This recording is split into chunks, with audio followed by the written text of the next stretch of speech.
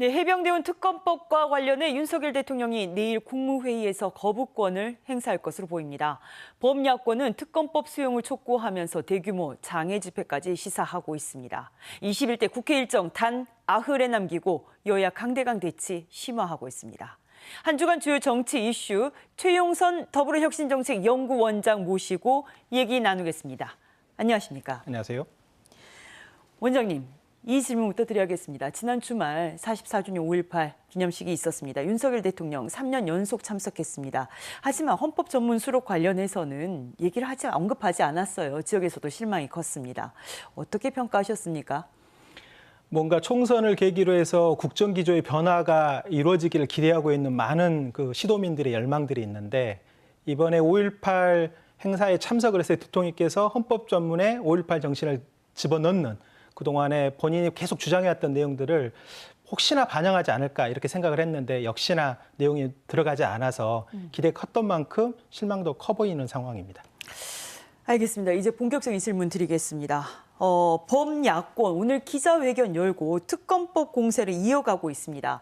그럼에도 불구하고 윤석열 대통령 지금 거부권 행사할 것으로 보이죠.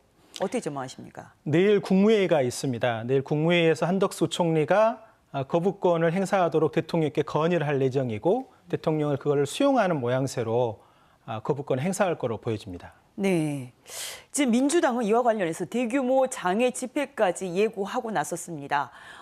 그런데 국민의힘에서는 일부 의원들이 지금 찬성표를 던지겠다라고 했어요.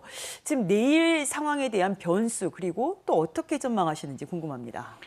5월 28일 날 본회의에서 처리될 예정인데요. 네.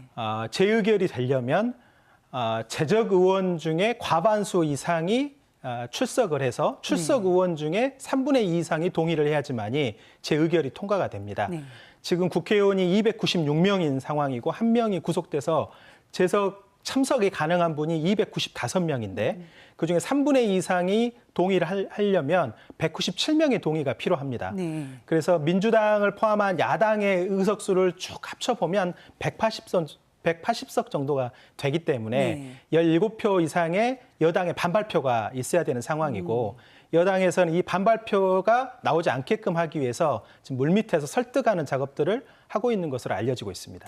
이탈표가 한마디로 관건이 될 것이다. 이런 그렇습니다. 말씀이십니다. 21대 국회 마지막까지 지금 여야 강대강 국면 끝나지 않고 있습니다. 21대 국회 시작할 때도 원구성 협상이 늦어지면서 개원도 늦어졌어요. 지금 22대 국회 원구성 협상 어떻게 전망하고 계십니까? 민주당이 법사위원장과 운영위원장을 반드시 가져와야 된다고 가이드라인을 제시했습니다. 네. 그리고 나서 여야 간의 협의가 진행돼야 되는데 민주당은 18개의 상임위원장 가운데 11개를 민주당이 가져가고 7개를 국민의힘에 주겠다 이렇게 공언한 상태입니다. 네. 의석수에 비하면 사실은 국민의힘에 많이 주는 상임위원장인데 운영위원장과 법사위원장은 반드시 민주당이 가져야 한다는 입장이기 때문에 여야 간에 합의하기가 좀 어려운 상황입니다.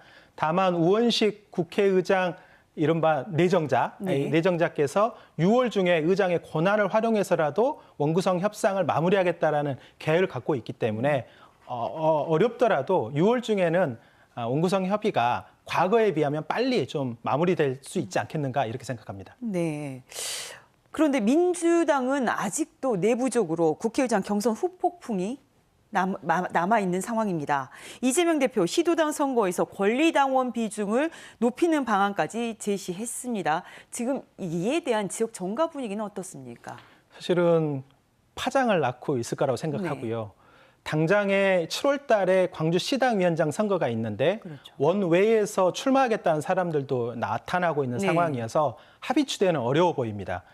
결국은 경선을 통해서 시당위원장을 선정을 하고 이 경선 과정에 대의원들에게 과도하게 어떻게든 권한이 강화되어 있는 것들을 완화시키고 권리당원들의 표의 등가성을 좀 더 강화시키는 방법으로 개혁 방안들을 이재명 대표가 제시하면서 권리당원들의 이탈을 지금 막고 있는 상황입니다. 네. 제일 먼저 광주에서 만약에 원외위원장과 국회의원 당선자 간의 경선이 벌어질 경우에는 예측할 수 없는 상황으로 가져가지 않을까 이렇게 생각되기 때문에 이재명 대표의 발언이 미묘한 파장을 낳고 있습니다.